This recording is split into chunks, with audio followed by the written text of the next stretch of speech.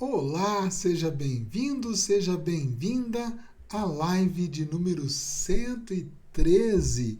Isso significa que estamos há 113 semanas consecutivas, toda segunda-feira aqui no YouTube. Seja muito bem-vindo, muito bem-vinda.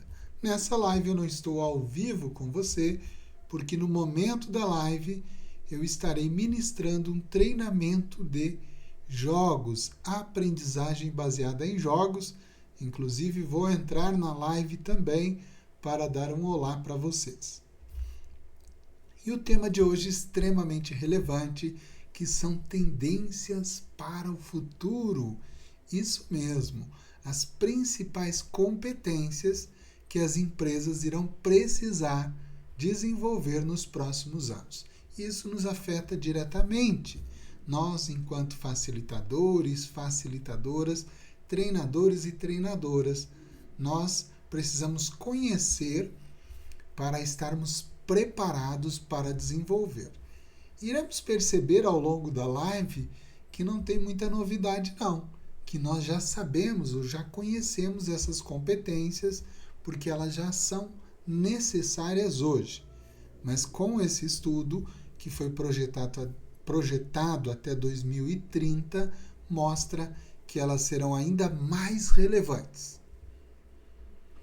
Deixa eu compartilhar aqui o slide.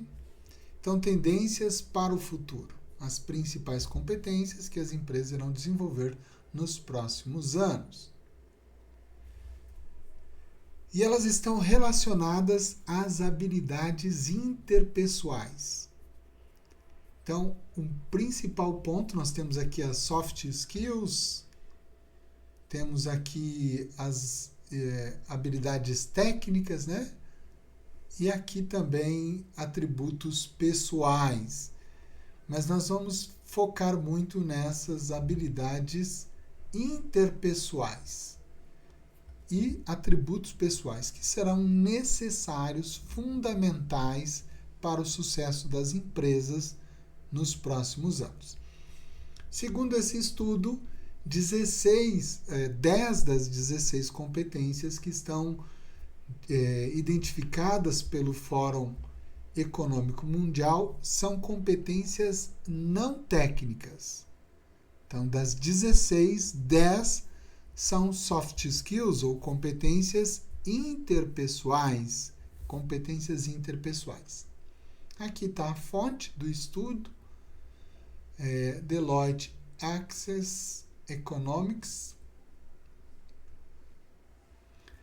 E aqui um dado importante, já no início, para você ver. Essas habilidades, no ano de 2000, representavam 50%, metade. 2015, 59%. E agora elas representam 2/3 aproximadamente das competências para o sucesso de uma organização. Então aqui, pensando em 2030, né? 2/3, segundo esse estudo, representam habilidades ou competências interpessoais. Me permitam ler aqui para vocês: 2/3 dos empregados serão intensivos em habilidades interpessoais até 2030. Então, nós vamos entender quais são essas competências ou habilidades. Que mais? A demanda por essas habilidades excede a oferta em até 45 pontos percentuais. 1/4 dos empregadores tem dificuldade, olha só que interessante essa informação. 1/4 tem dificuldade em preencher vagas de nível inicial. Por quê? Porque as pessoas não têm essas competências desenvolvidas. Então, nós vamos entender cada uma delas. Mas antes de entrar nas competências, aqui já dando um spoiler, Dale Carnegie, na década de 30, 40, ele escreveu o livro Como Fazer Amigos e Influenciar Pessoas. E nesse livro ele falou que para o sucesso de um líder, 75% representavam suas habilidades interpessoais. Então ele está falando lá na década de 30, 40. E o Daniel Goleman, no livro O Poder da Liderança Emocional, na página 27, ele fala que não é 75%. Baseado em pesquisa, ele identificou que é de 85% a 90%. Estamos falando aqui que Dale Carnegie fez essa afirmação na década de 30, 40, e o livro do Goleman, da década de 90, no início do ano de 2000. Então já tem aí uma defasagem, ou esse estudo, esse levantamento já tem um tempo. Portanto, essa informação de que 2/3 em 2030, eu acredito que elas já são necessárias hoje. Então vamos entender cada uma dessas competências. Primeiro, aqui, deixa eu falar rapidamente: autogerenciamento, comunicação, trabalho em equipe, resolução de problemas, alfabetização digital, pensamento crítico, inovação, julgamento emocional, cidadania global, ética profissional e habilidades empresariais. Então vamos agora entender um pouquinho cada um. Vamos começar por autogerenciamento. Então, quando pensamos em autogerenciamento, nós estamos falando da nossa capacidade de autogerenciar não só os nossos comportamentos, os nossos impulsos emocionais, mas também as nossas metas, os nossos objetivos. Então, dentro de uma organização, a organização vai ter as metas organizacionais e elas são definidas ou atribuídas às pessoas, porque são as pessoas que vão alcançar aquelas metas. E eu tenho que ter a capacidade de fazer a autogestão dos meus objetivos e das minhas metas dentro da organização. Então, não é a meta da organização. A meta da organização, ela é distribuída, os indicadores, para as pessoas. Então, vou dar um exemplo dentro de uma área mais comum para ficar mais fácil o entendimento, dentro da área de vendas. Então, nós definimos as metas de cada colaborador, de cada vendedor. Muitas vezes são metas mensais, mas esse colaborador não é o gestor que vai ficar responsável por gerenciar aquela meta daquele colaborador. É o próprio colaborador, o próprio vendedor tem que ter essa capacidade de autogestão, porque aqui entra a questão de hábito, de fazer aquilo que precisa ser feito para atingir aquela meta, entra a capacidade de gestão das emoções, dos impulsos. Então, a autogestão, o autogerenciamento é a capacidade do indivíduo de gerenciar suas metas, suas emoções, seus comportamentos, seus hábitos. Olha quantas coisas nós temos que trabalhar com esse indivíduo, com essa pessoa, para ela desenvolver essa capacidade de autogerenciamento. Vamos ver a segunda.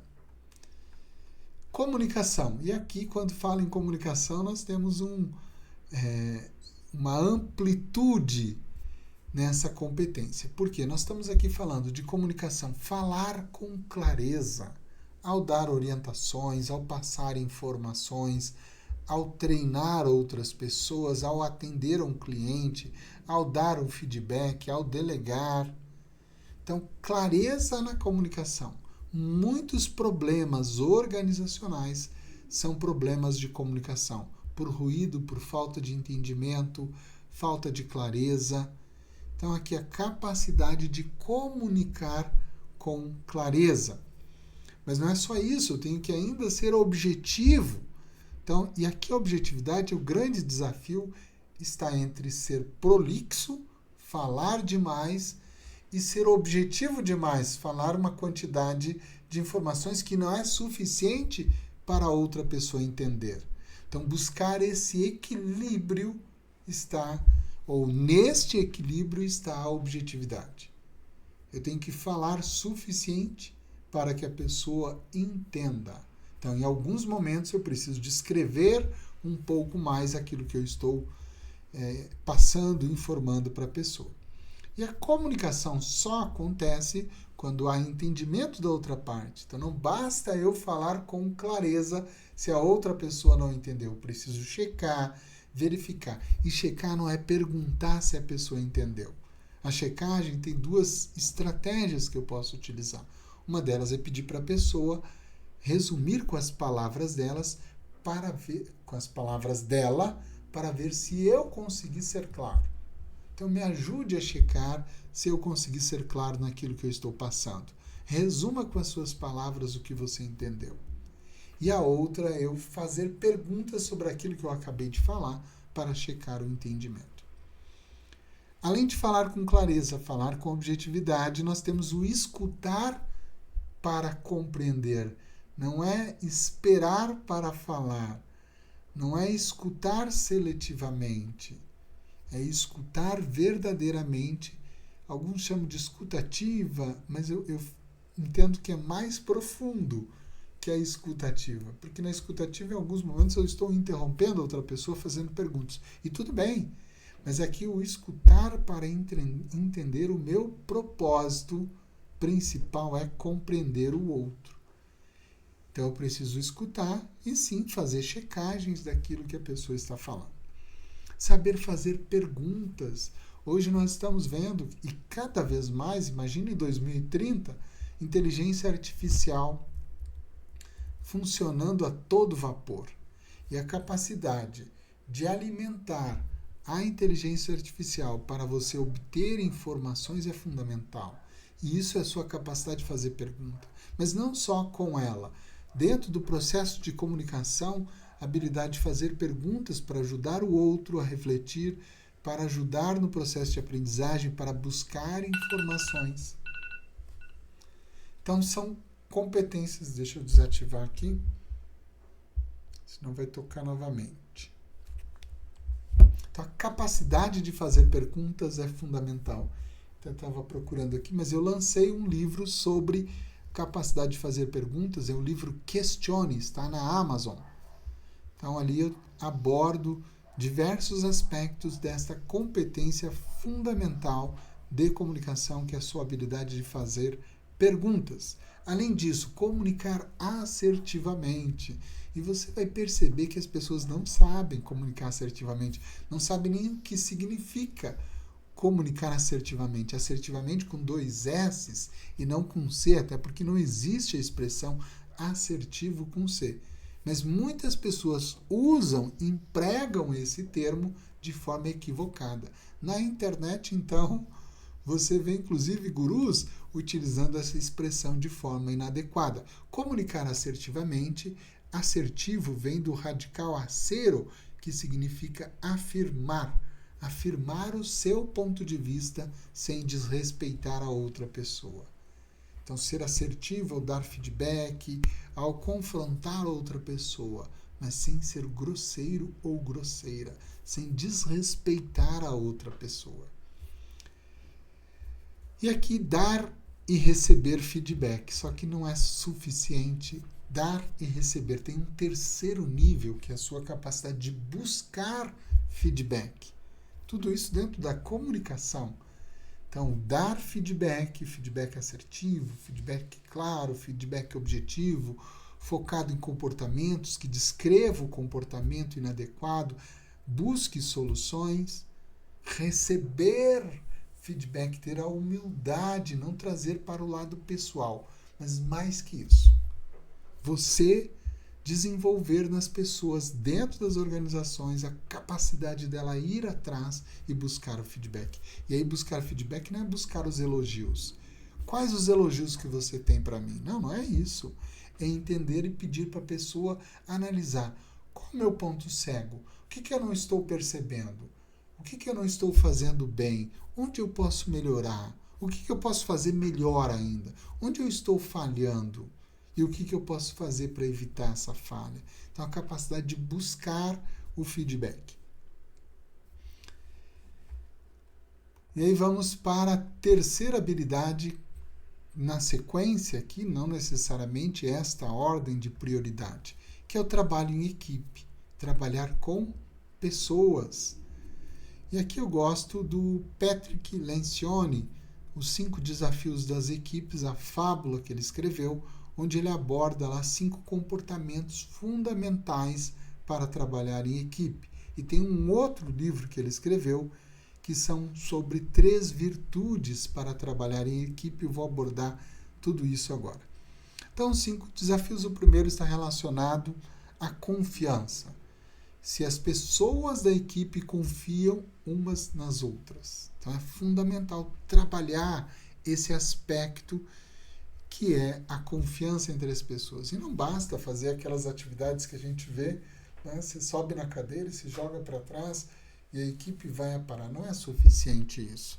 É uma dinâmica interessante para você talvez trazer a conversa sobre isso, mas ela tem um risco físico, vai que a pessoa cai alguma coisa. Então, é que tem que confiar nas pessoas, eu sei, e aí é o grande desafio. Mas aqui o principal é como que eu trabalho a confiança no grupo.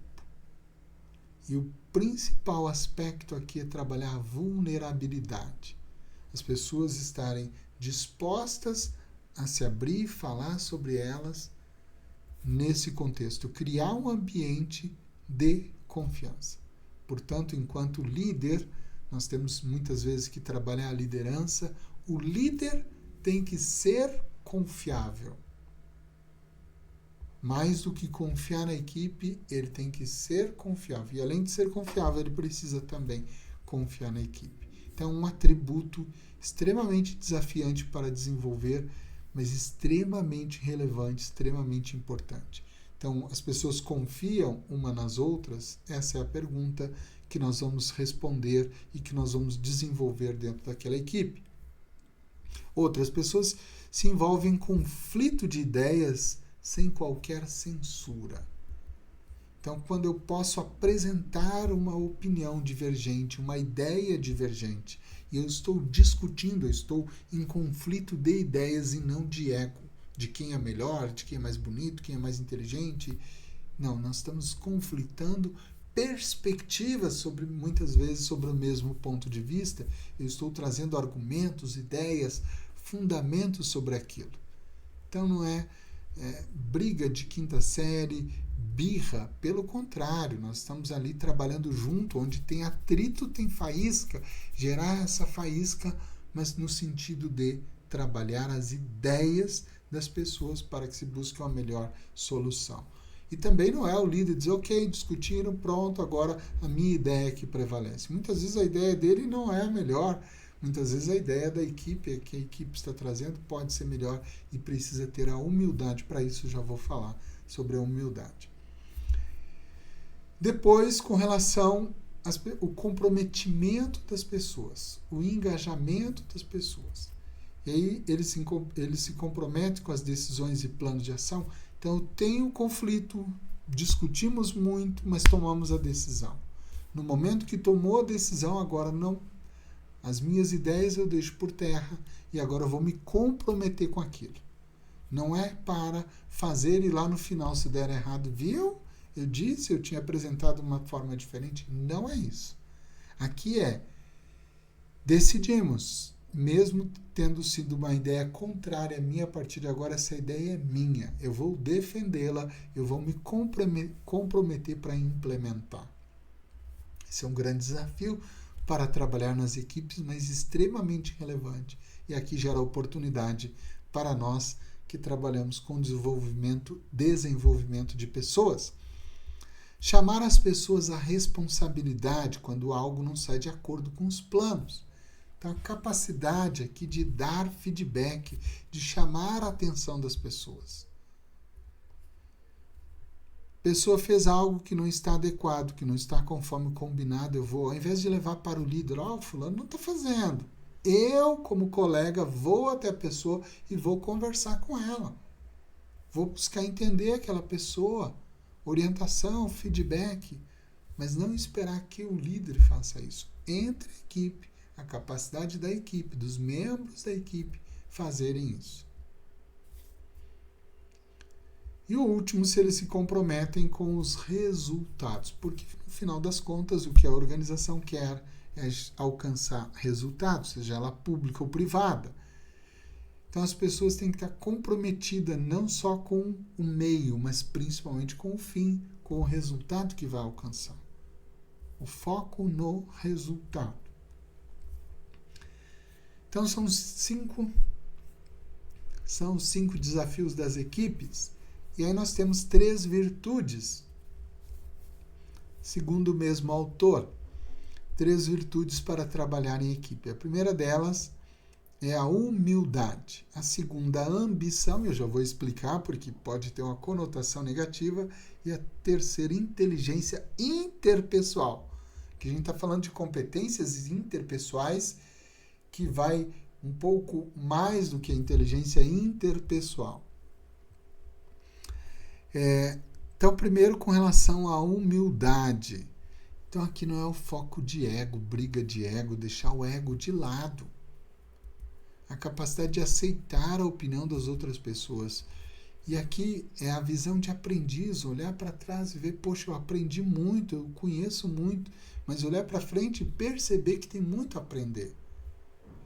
E essa humildade, com curiosidade de querer descobrir, poxa, eu estou recebendo esse feedback, talvez realmente tenha algum fundamento, deixa eu pesquisar mais, deixa eu entender melhor esse ponto.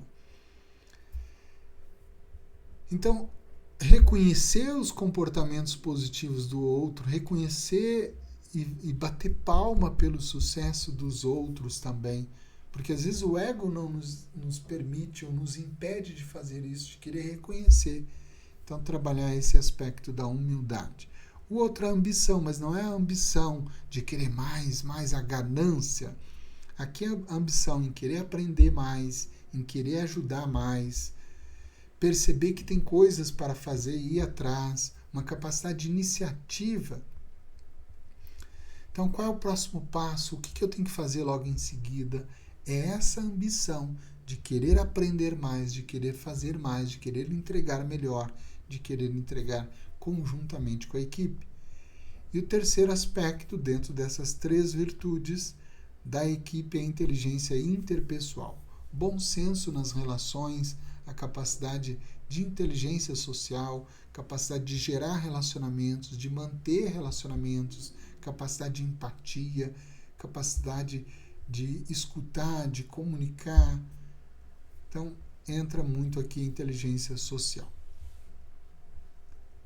E aí vamos para a próxima, que é a capacidade de resolver problemas. Então, cada vez mais nós teremos problemas, e problemas complexos.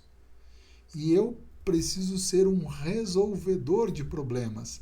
De preferência, resolver o problema antes que ele aconteça. Me antecipar e resolver antes que ele aconteça. Nós temos três comportamentos que podem ser adotados: o reativo, o proativo e o pré-ativo. O reativo só vai agir, entrar em ação, esse comportamento, se for impulsionado por outra pessoa. O proativo é aquele que vê o problema, se antecipa na busca da solução, mas vai até achar a causa raiz daquele problema, para que ele não aconteça novamente. Só que o comportamento pré-ativo é melhor ainda. Por quê? Porque eu vejo um potencial problema, ele não se concretizou, ele não aconteceu, e eu vou buscar resolvê-lo antes de acontecer. Desses 3, qual que você acha que é mais valorizado hoje nas organizações? O reativo, o proativo ou o pré-ativo? É o proativo, porque é o que aparece, porque o problema existe, ele está fedendo, ele está incomodando, alguém vai lá e resolve. O pré-ativo, nós nem vemos o problema, porque ele já resolveu antes de acontecer. Então, muitas vezes não aparece.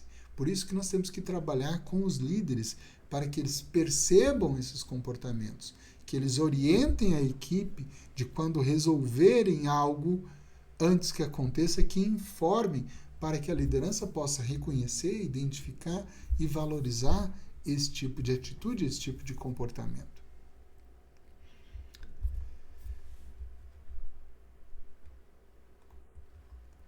Nós temos também a alfabetização digital. E aqui é entender a minha presença digital, a presença digital da empresa, quais competências que eu preciso desenvolver para me manter atualizado, o que eu preciso desaprender dentro do ambiente tecnológico, dentro do ambiente digital. Qual que é a minha identidade digital? Como que eu me comporto nas redes sociais? Porque isso fala muito de mim. Então, os comportamentos que eu tenho lá, tem muitas vezes organizações que estão demitindo pessoas porque têm um comportamento inadequado. A gente vê constantemente noticiários sobre isso. Então, como que eu me comporto no meio digital, como que eu me comporto no meio físico. E aqui a capacidade de aprender cada vez mais, entender sobre inteligência artificial, sobre todas as novidades tecnológicas que já estão presentes e aquelas que ainda virão. Essa busca, essa curiosidade, esse espírito constante de aprendizagem.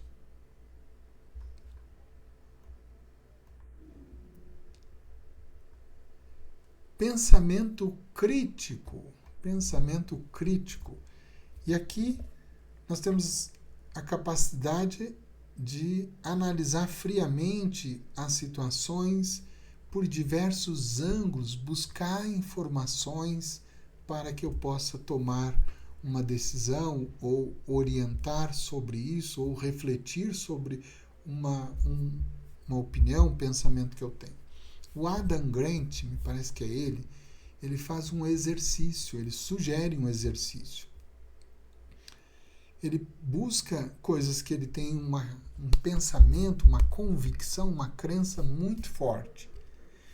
E ele busca argumentos para defender o contrário, o oposto daquilo. Se eu sou a favor de tal coisa, se eu acredito muito nisso, ele busca argumentos, fatos que ajudem a defender uma opinião contrária àquilo, para que possa analisar criticamente.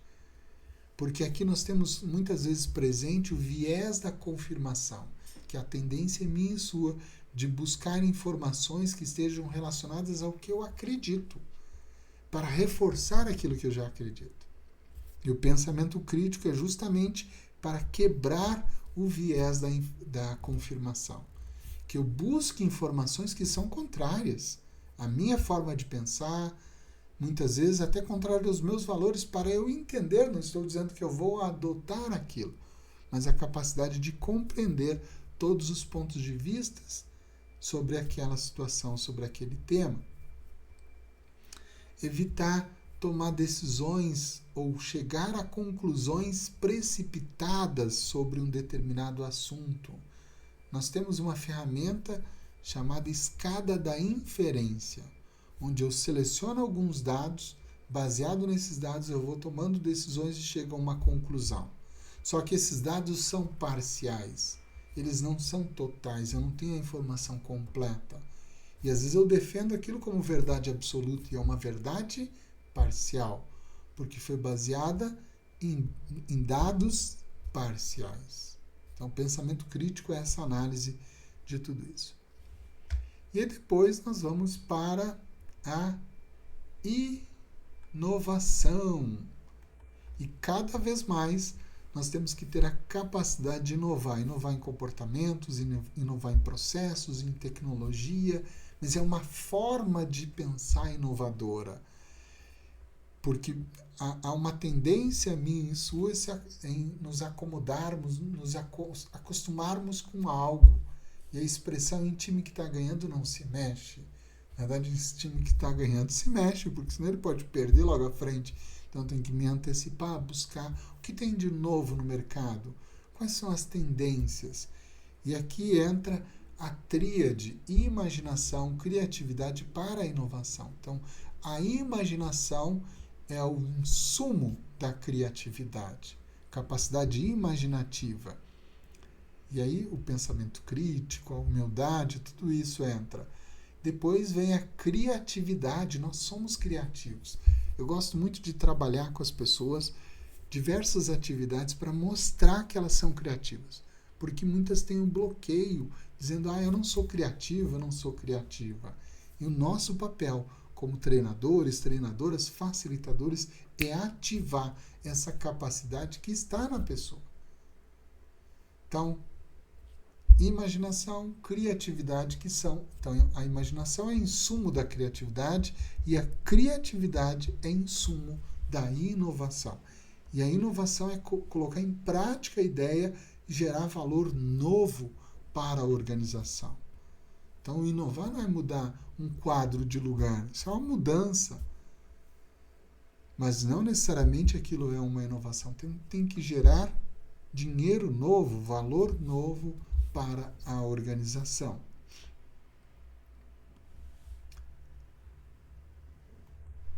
E aí depois nós temos o julgamento emocional.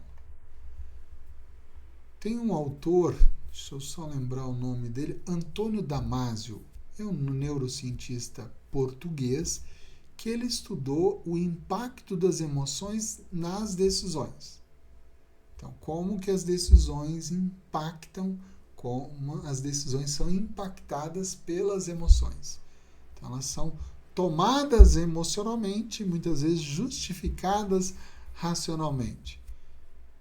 Então, eu tomo uma decisão mais emocional e depois justifico essa decisão racionalmente. E aí nós temos que cuidar, por quê?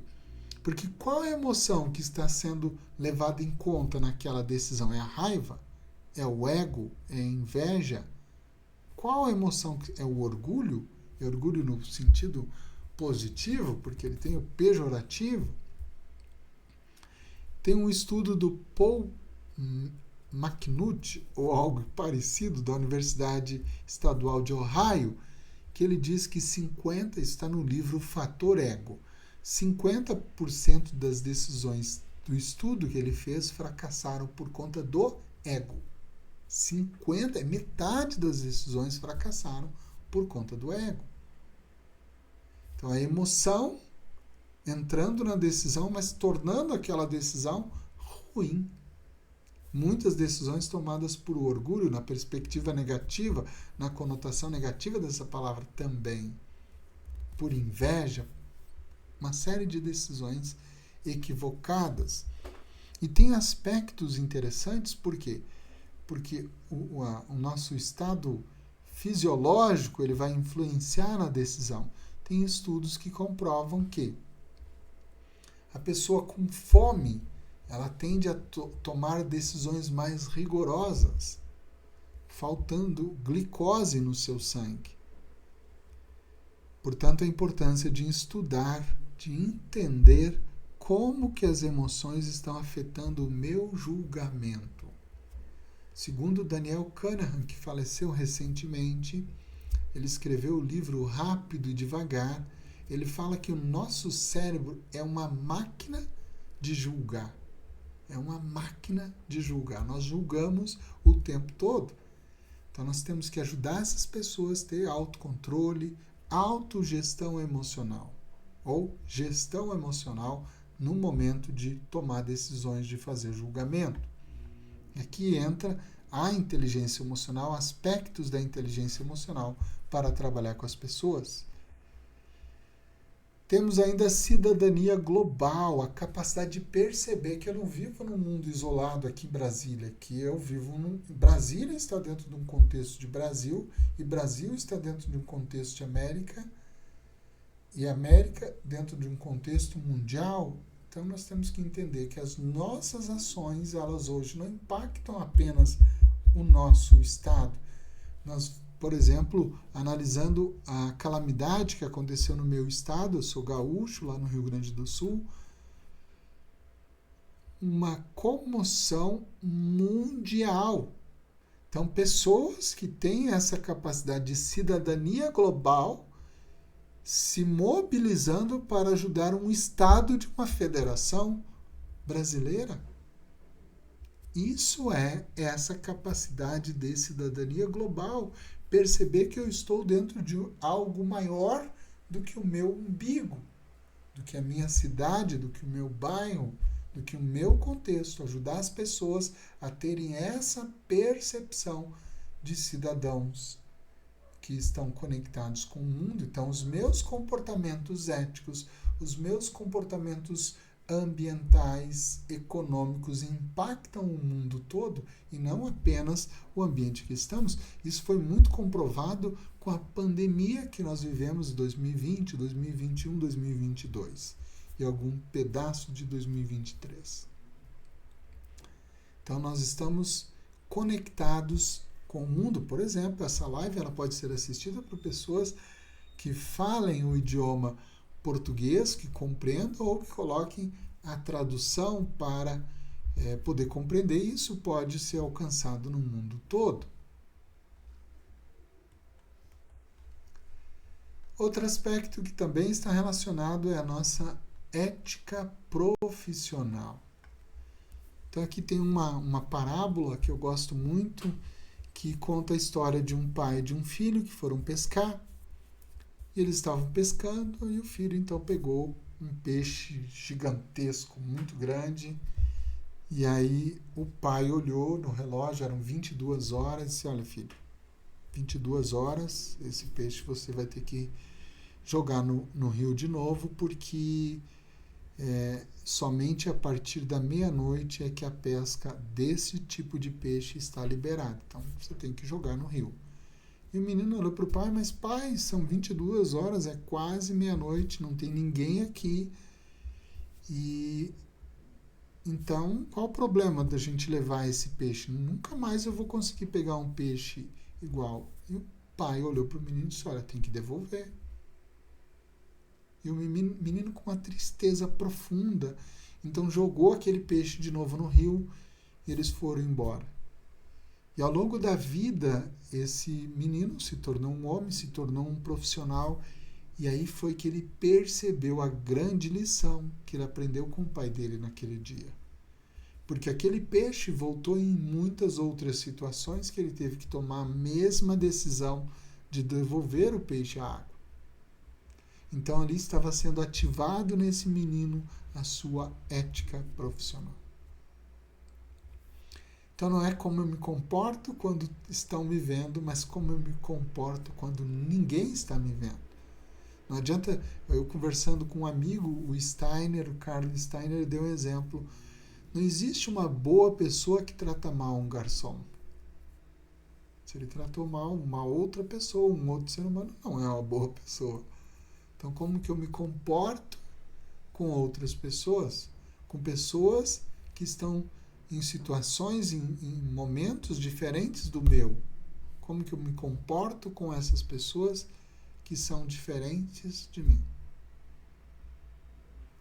Como que eu me comporto dentro da organização? E dentro da ética, nós podemos trabalhar aqui a inteligência moral, não é emocional nem social, mas a inteligência moral, que entra valores, que entram princípios que norteiam a minha ética profissional. E aqui o último, que não está relacionado diretamente às habilidades interpessoais, mas sim habilidades interpessoais, empresariais, que também são importantes. Embora não esteja dentro das 10 que eu comentei, nós colocamos aqui porque eu preciso entender que dentro da empresa eu também sou o empresário, mesmo como funcionário. Que é a atitude de dono, a visão, a perspectiva que essa empresa também é minha e eu vou contribuir desde que eu esteja alinhado com os valores da organização, alinhado com os propósitos da organização. Se não está, é importante que eu venha talvez a procurar outra organização, outra empresa para fazer parte. Mas aqui entram habilidades de gestão, por exemplo, gestão financeira, atitudes empresariais, uma série de comportamentos empresariais que cada vez mais serão necessários dentro das organizações. Por exemplo, o exemplo que eu já citei, que é a perspectiva, a capacidade da pessoa entender que aquela empresa também é dela. Tem um livro que é muito bacana o título do livro é Este Barco Também é Seu. Então, quando você está dentro do barco, não é só quem está pilotando aquele barco, está comandando aquele barco que tem a responsabilidade, mas o barco também é meu, essa empresa também é minha, essa atitude de dono, essa atitude de que a empresa também é minha, está dentro dessas habilidades empresariais. Muito bem, turma, estamos chegando ao final da nossa live e antes disso, deixa eu só mostrar aqui que essas habilidades interpessoais estão dentro dessas 16 competências para o século XXI, segundo o relatório do Fórum Mundial Econômico. Então, aqui, pensamento crítico, resolução de problemas, criatividade e inovação, comunicação, que mais? Alfabetização. Então, 10, 1, 2, 3, 4, 5, 6, 7, 8, 9, 10 são competências interpessoais necessárias para o século XXI, necessárias não só para o ano de 2030, mas até 2030 cada vez mais elas serão necessárias. E aí abre uma série de oportunidades para mim e para você estudarmos, nos aprofundarmos nessas competências. E a maior parte dessas competências nós já temos na TrainerFlix. Então, por exemplo, aqui nós já temos dentro da TrainerFlix vários workshops sobre comunicação. Comunicação clara, escutatória, comunicação assertiva, feedback. Então, são várias competências de comunicação já. Temos o Team Building, que ele trabalha justamente aspectos do trabalho em equipe, resolução de problemas. Já temos sobre inovação e criatividade. Já temos sobre ética profissional, que é o de inteligência moral, o de autogerenciamento e julgamento emocional dentro do workshop Gestão Emocional. Então, hoje a TrainerFlix já contempla boa parte ou a maioria dessas competências para o século XXI, ou competências para a década daqui a alguns anos, para o ano de 2030. E nós vamos lançar em breve a comunidade TrainerFlix, ou TrainerFlix Community. E vai ser incrível, porque você vai ter tudo num ambiente só, tudo numa plataforma só, mas muito conteúdo mesmo. Tem uma participante, a Aline Schneider, que ela fala que a nossa capacidade da Academia do Trainer de produzir é maior que a capacidade deles de consumir. Então, sim, é muito conteúdo que você pode, que você vai ter acesso e já tem acesso, e se você quiser, você já pode integrar, fazer parte da comunidade TrainerFlix. Então, uma ótima semana, ótimos treinamentos para todos vocês e até a próxima segunda-feira, 19h37. Bons treinamentos por aí. Não se esqueça do Triplo C. Compartilhe, comente o vídeo assim que encerrar aqui, já coloque o seu comentário, compartilhe com outras pessoas e deixe o seu clique, deixe o seu like. Então, curtir, comentar, compartilhar. Se você não faz parte do clube de treinadores corporativos, tem um link aqui para você ingressar no grupo do WhatsApp, também lá no Instagram, na bio do meu perfil, Ciro Daniel Oficial, e na bio da Academia do Trainer, também tem o link para você entrar no grupo. Estamos com a meta de chegar em 2.000 inscritos aqui no YouTube. Aproveite e se inscreva para nos ajudar a alcançar essa meta. Tchau, bons treinamentos por aí!